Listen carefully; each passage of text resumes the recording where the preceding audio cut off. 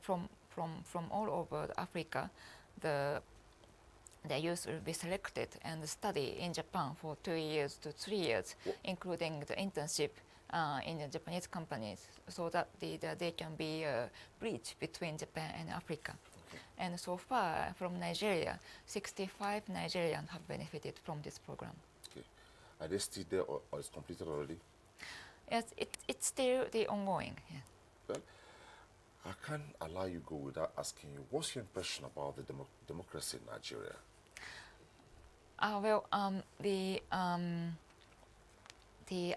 We don't do how can I say so much program in the I know, in just your impression, your personal impression. Impression. Yeah. Yes. 3 years in Nigeria, not a joke. So by now you would have had an idea of what the governance process is. So what's your impression about democracy in Nigeria? Yes, I am not sure how was it in 10 years ago or 20 years ago, but I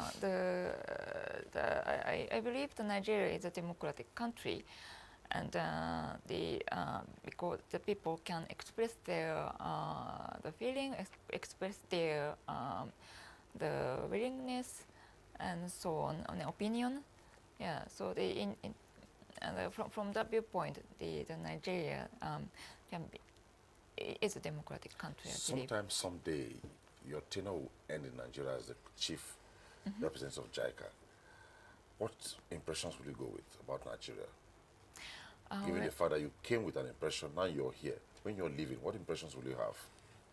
Well, I have really the impression of the Nigeria as a very diverse country. And so far, yes, of course, we have faced some difficulties to do our program and so on. But still, I have an impression that the Nigeria has the power of people, and I was really amazed by the people's power. They have a capacity to think by themselves, and they have the capacity to do their job if they will have empowerment to do so. I have heard from one of the Japanese company that they have the factory in Nigeria, and then they gave the Nigerian staff the 10 rules to organize the factory, and then the Nigerian staff themselves could organize the factory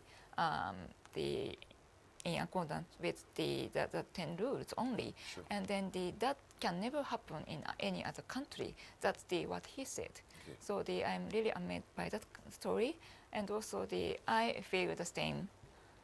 The Nigeria have the people's power. So what's your impression too about gender balance in the public governance process? Well, yes. Female, male. Well, when I visited the rural area of the FCT and also rural area of the Nasarawa state, yes, unfortunately the male and female are not have not same position in the village. Okay. But at the same time, after we implemented some program, including the female, and then little by little, the women, they come to be engaged in the decision of the male. So I think it can be changed. Well, thank you so much. Thank you very much. For having you on Diplomatic Ties. Yeah, my I believe pleasure. you found it very Thank you useful, very right? much. It was, yes. Okay, Thank you so much. That's it on the program. We looked at Japan International Cooperation Agency's intervention in Nigeria. We went through the whole hawk, but ultimately, the good news is that at TICAT 7, which we hold in Japan sometime this month, there's also intervention that will also come to Nigeria, and one of it is the upgrading of the Abuja master plan. It was not having you on the program. Thanks for watching. Bye-bye.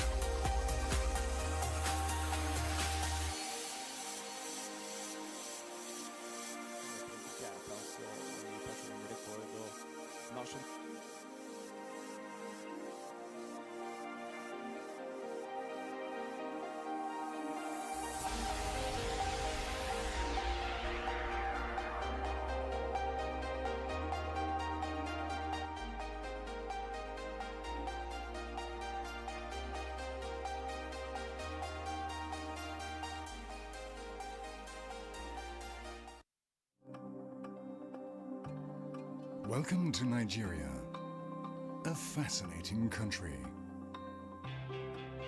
Take a trip through one of the most beautiful places on earth. A journey of discovery. A unique opportunity to get in touch with unspoiled nature.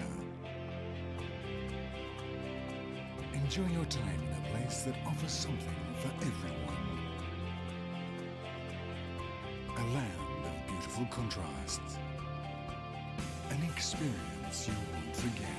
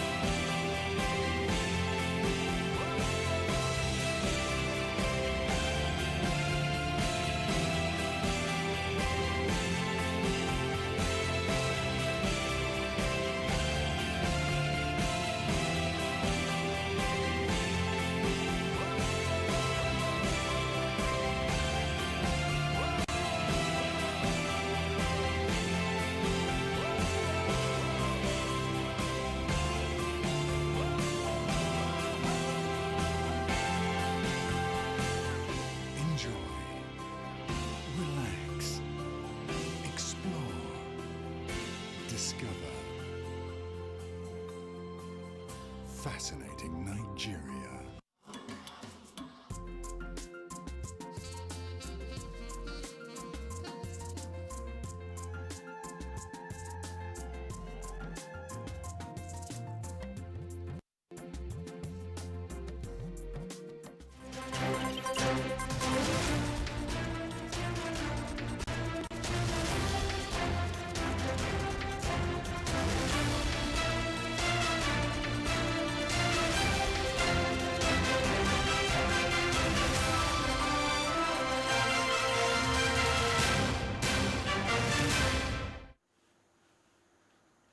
Hello and welcome to NTA International News. I am Joseph Johnson. The headlines. UK rulings against Nigeria. Federal government says no threat to its assets. National Orientation Agency suggests extensive outreach as panacea for conflict resolution. And Nigerians to pay visa issuance fee for all approved applications for non-immigrants from 29 August. Now all is set for the 7th Tokyo International Conference on African Development, Japan 2019, beginning on Wednesday in the city of Yokohama. State House correspondent Adam Sambo reports on the expectations for Nigeria, as well as reactions on the criticisms in some quarters regarding President Buhari's participation at the conference.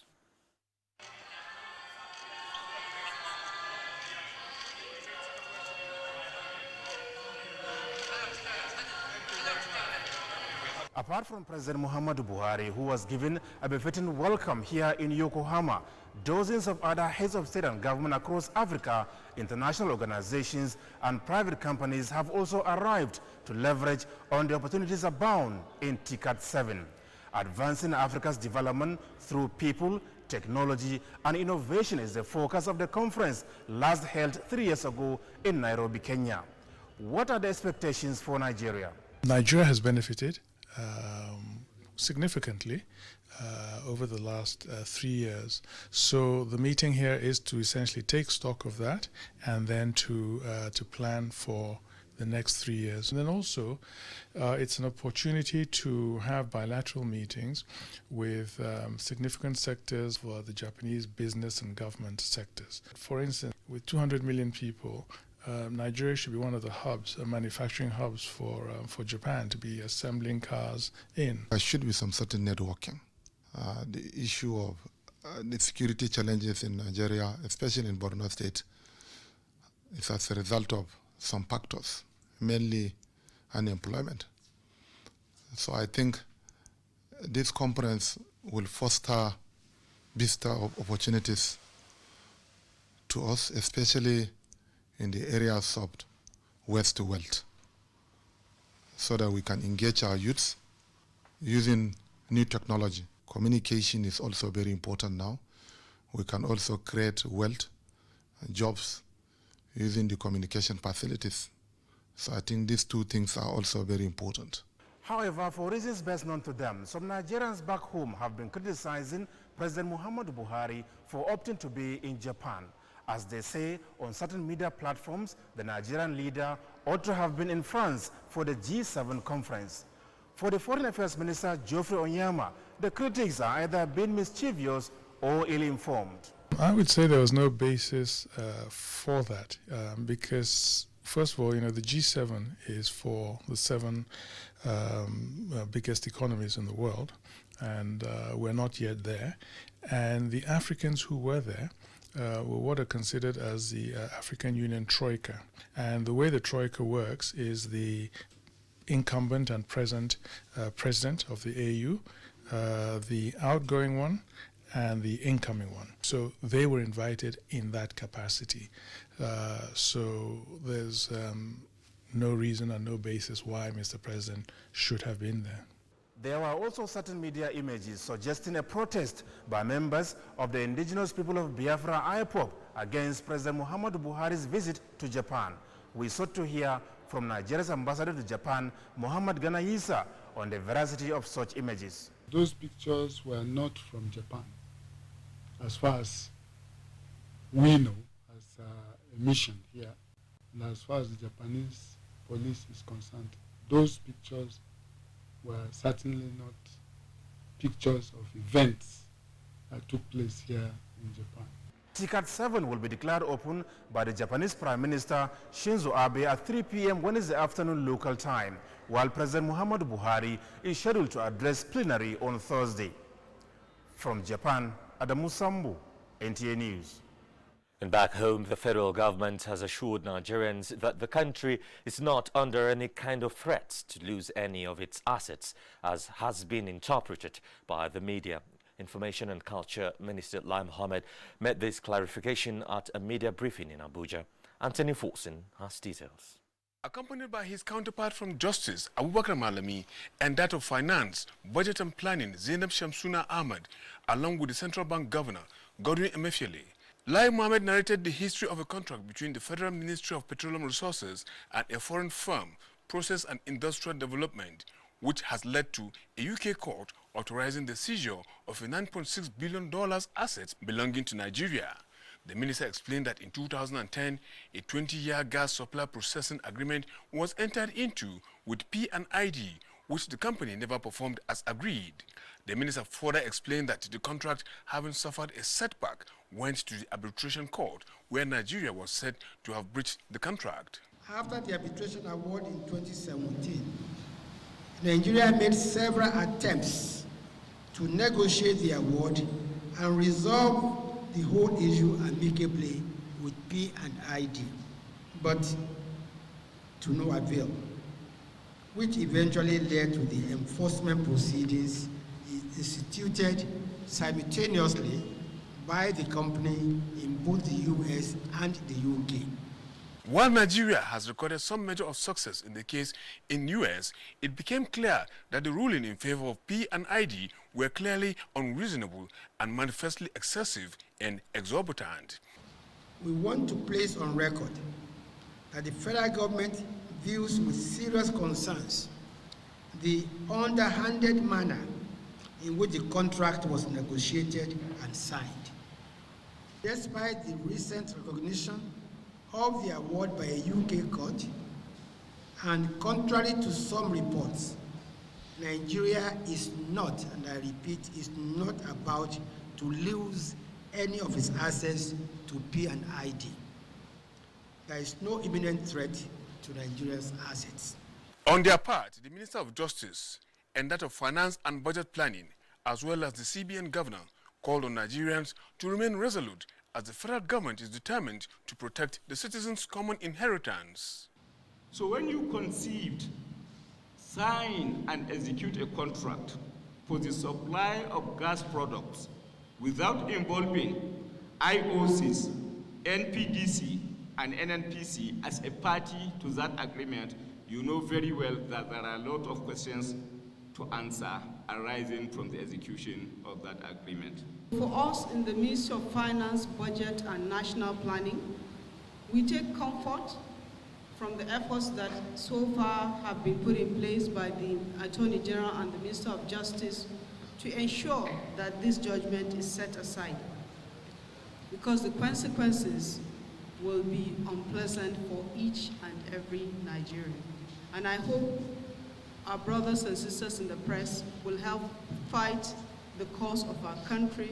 We'll be doing that not just for this administration, but for our children and our children's children. We have gone through our records.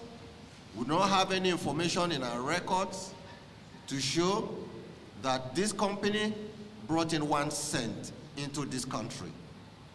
Time has come when Nigerians must rise against incidents of people alleging to be doing contract in Nigeria without investing a penny, all with an intention to defraud our country. The money that they want to take is the money that is our own commonwealth that belongs to all of us.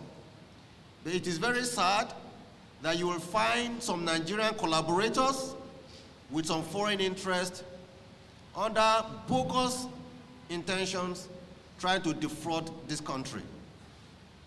If they have proof of their investment, we are calling on them to please come forward and provide us proof of how they invested money in this project. For now, the federal government has initiated criminal investigation into the matter to ascertain the sincerity behind the initiation of the contract in the first place, as the Federal Ministry of Petroleum Resources is not in the right position to go into such contractual agreements. In Abuja, Anthony Forson, NTA News. And Minister of State for Labour and Employment, Senator Omotayo Alasho-Dora, says in the current technological advancements in the world, it is apt to develop, explore, adopt and deploy technology in the public sector in order to meet today's need and the future. The minister stated this at a 2-day productivity and innovation summit with the theme leveraging e-government as a vehicle for increasing productivity and improving public service delivery. Haman Jabani reports. The Public Sector Productivity and Innovation Summit, put together by the National Productivity Center and its partners, is for the wide implementation of Nigeria's e-government master plan 2020, and it seeks to highlight the link between e-government and the productivity in Nigeria, how it will improve service delivery. Stakeholders in the public and ICT sectors say these enabling technologies can transform government productivity and creating the market for new skill, knowledge and job in a complementary way, through which government institutions will be able to do more with less energy but delivering greater output with the desirable speed and precision. If we are not running at the speed we should run, I think this type of workshop that is being organized there today, we highlight all those things, and it will bring the problems we are having into the fore so that government can tackle them headlong. The knowledge and ideas they garner from here today will invariably tell on the productivity in their various offices. Without IT, the myriad of problems that are facing the country and the services will not be overcome. And already we have substantially made way on e-governance in our organization, in my university. So what we are going to get here is an addition. The two-day summit will also look at the impacts of new technologies on productivity, peace and security. Hamman Jabani, NTA News. Let's talk security matters. Now, the effectiveness with which a fighting force manages its information could undermine how well its personnel fight, how the adversary responds, as well as how the populace on both sides react to the circumstances.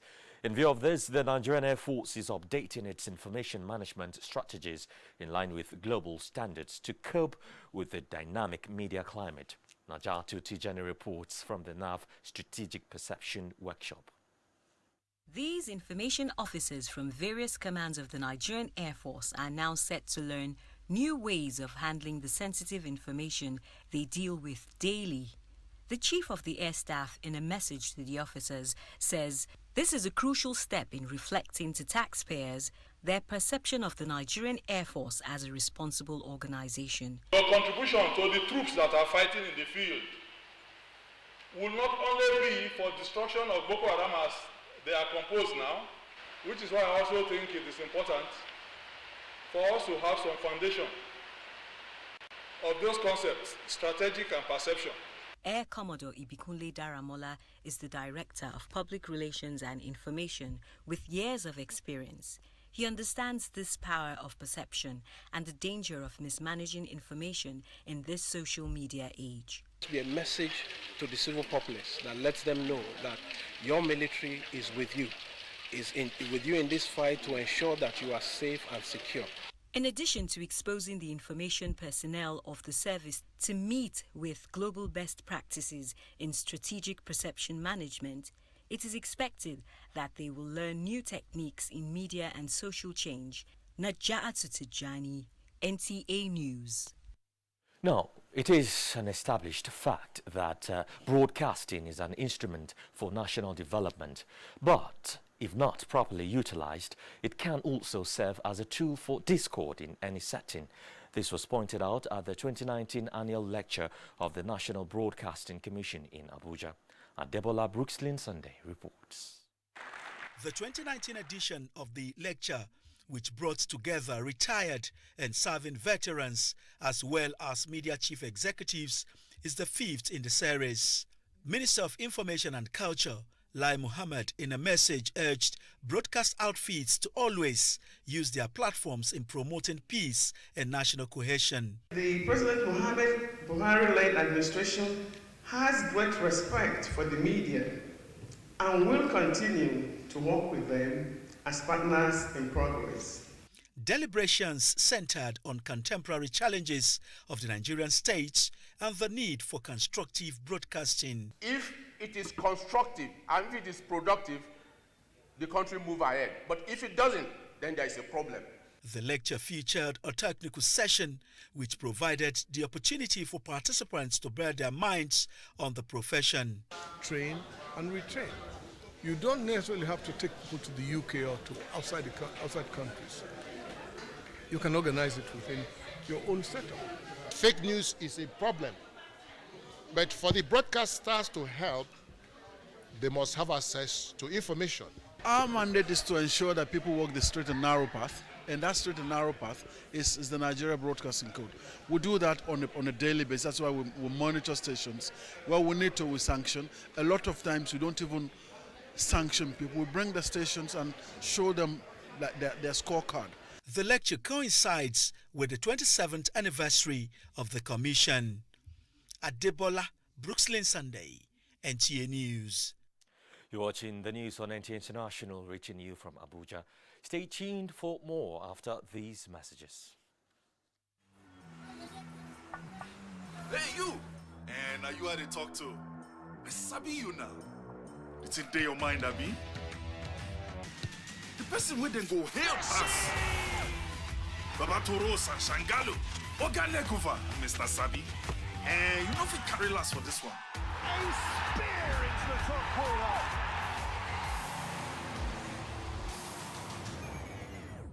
We Sabi say Peking go crawl before in waka. So don't look, no help anybody. No dolly, no. So go for it. Go for football. Go for all Serie A and La Liga matches live. Go for GoTV Max. NTA International News. Africa as it is. President Muhammadu Buhari has approved the immediate termination of appointment of Reverend Tol Uja as the Executive Secretary, Nigerian Christian Pilgrims Commission (NCPC). A statement signed by the Director of Information in the Office of the Secretary to the Government of the Federation, Willie Bassi, indicates that this is in line with the provision of Section 4, Subsection 3 of the Nigerian Christian Pilgrims Commission Act.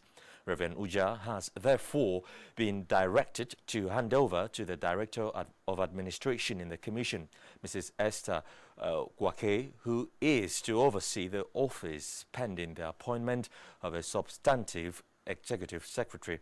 Meanwhile, President Muhammadu Buhari has directed the Office of the Accountant General of the Federation to work out an appropriate framework for the operation of offshore account maintained by the Nigerian Christian Pilgrims Commission and all other federal government agencies in order to streamline their operations. Director General National Orientation Agency Garba Abari says extensive outreach is key to achieving peace. This came at a meeting of key players organized to brainstorm on ways to ensure a broader look on conflict resolution and management in Nigeria. Kunle Ade has more. National Orientation Agency is engaging these key players who have great tasks ahead in managing and resolving conflicts in some parts of the country and ultimately prevent such in the future. From one resource person to the other, good leadership at all levels, they say, is key. Brigadier General Samuel Ogwanya feels managing and resolving conflicts in the present day need peer review mechanism. If this type of course is regularly conducted, many people will be aware of what is happening and they will know what to do. Ibrahim Buba, a media practitioner, is of the opinion that members of the fourth estate of the realm play critical roles during crisis. I believe this is a strong measure put in place by the government in order to address the issue of conflict and conflict crisis in our dear country, Nigeria. We have worked severally and we continue to work on many fronts on addressing issues of national concern, especially at moments like this, when our country is passing through so many nation-building challenges. The workshop also focused on developing human capital to guarantee a safe society. In Abuja, Kunle Adeyeye, NTA News. 25 of the 30 states predicted by the Nigerian Hydrological Services Agency to witness high risk of floods have already been ravaged by the disaster, with many casualties. Red Cross Society of Nigeria disclosed this while interacting with journalists on the 2019 floods response plans. Ilyasu Ali Yakub reports. 206 persons in 108 communities have been affected, which resulted in the death of more than 70 people in the affected states, while 3 persons are still missing in the ravaging floods that has continued to displace communities across the country. A rescue mission had commenced in earnest as the State Emergency and NEMA, including other partners, are working around the clock to save lives and property in the affected areas. This interaction with the Nigerian Red Cross Society and the journalists is geared towards identifying better ways of mitigating the floods across the country. The Red Cross Society says even though the 2018 flood response by the society was a huge success, but due to the dynamics of the disaster, the 2019 flood response may take a new approach. But currently our appeal, our proposal, we are looking for funds from our fellow Nigerians, from government, from public organization. Well, effort to stem the tide of calamities in country, should definitely be supported by every person, So I think the government have to enact certain laws that will stop people from settling in some of these flood-prone areas deliberately. The Nigerian Red Cross Society volunteers have been actively involved in assisting affected communities through search and rescue, first aid, evacuation and provision of psychosocial support services. In Abuja, Ilyasu Aliyakubu, NTA News. Well, let's get you some news from the financial sector now with Rachel Shaibu. Hello and welcome to Business News. Nigeria and the People's Republic of China have signed a multi-billion naira trade agreement on hibiscus production. Under the agreement, the Chinese government will establish processing factories that will clean and process export of hibiscus. Nigeria in 2018 exported hibiscus to Argentina and Brazil to the tune of 210 million naira. We just signed an agreement with the Chinese government for sorghum, and they're going to establish about 5 sorghum plantations for the country. You know, we're beginning to move from the era of tree crop plantations to cereal plantations, and that is good for the country. In the meantime, the global export of agricultural produce is expected to hit $32.1 billion in the next 1 year, with an annual growth of 10.8%. This is coming as the African Development Bank is to further push agribusiness within Africa through the establishment of processing zones, taking advantage of the African Continental Free Trade Area. Away from commodities now, the Central Bank of Nigeria and other lending institutions have agreed to seize loan defaulters' monies domiciled in other banks. The Central Bank of Nigeria in a statement says the deposits in the customers' other bank accounts would be used to service the unpaid loans. Thanks for your time. I am Rachel Shaibu. President Muhammadu Buhari has felicitated with legal luminary, educationist and philanthropist Are Afe Babalola San on his recognition by the General Assembly of the African Union AU with an award, African Role Model AU Agenda 2063 Ambassadorial Award.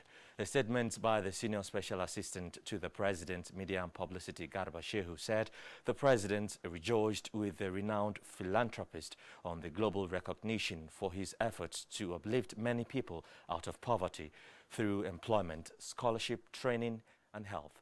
President Buhari appreciates the General Assembly of the African Union for the thoughtfulness, assuring the leaders that Are Babalola will certainly be more motivated to support the AU Agenda 2063 of providing a better livelihood for Africans.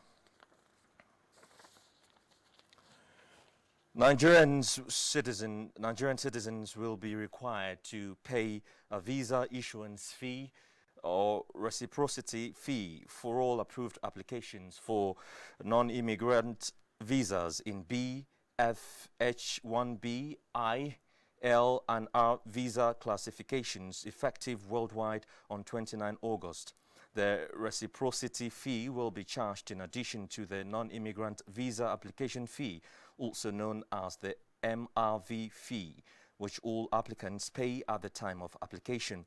A statement from the U.S. Embassy said Nigerian citizens whose applications for a non-immigrant visa are denied will not be charged the new reciprocity fee.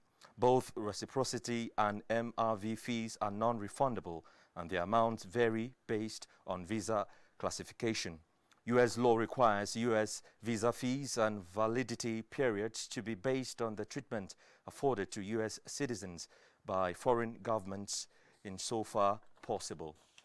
Visa issuance fees are implemented under the principle of reciprocity when a foreign government imposes additional visa fees on U.S. citizens. The United States will impose reciprocal fees on citizens of that country for similar types of visas. Nationals of a number of countries worldwide are currently required to pay this type of fee after their non-immigrant visa application is approved. For trending stories now from other parts of the globe, here is Justin Bemwe. There are reports from Kenya that the hashtag Wajir census fraud is trending because police have arrested 2 chiefs in the northeastern region for inflating figures during the ongoing national census. Regional Administrator Loyford Kibara says they allowed enumerators to count people twice in Wajir County. Kenya's Daily Nation newspaper says more chiefs in the county and in the neighboring Mandera County are being sought for the same offense. In the meantime, the leader of the Rwandan community in Mozambique has been shot dead in the capital, Maputo. Officials say Luis Baziga was in his car after leaving his home in Matola, a southern suburb of the city, when he was targeted by gunmen who intercepted his car. Mr. Baziga was a known supporter of the Rwandan government of President Paul Kagame and was a successful businessman running shops and a pharmacy in Maputo. And away from Africa, the Brazilian government has said it will reject an offer of aid from G7 countries to help tackle fires in the Amazon rainforest. French President Emmanuel Macron, who hosted the recently concluded G7 summit, said $22 million would be released. But Brazilian ministers say the money is not needed and accuse foreign powers of wanting control of the Amazon. Bemoyi reporting there. And that does it on the news on NTA International at this time. Thanks for watching. I'm Joseph Johnson. See you soon.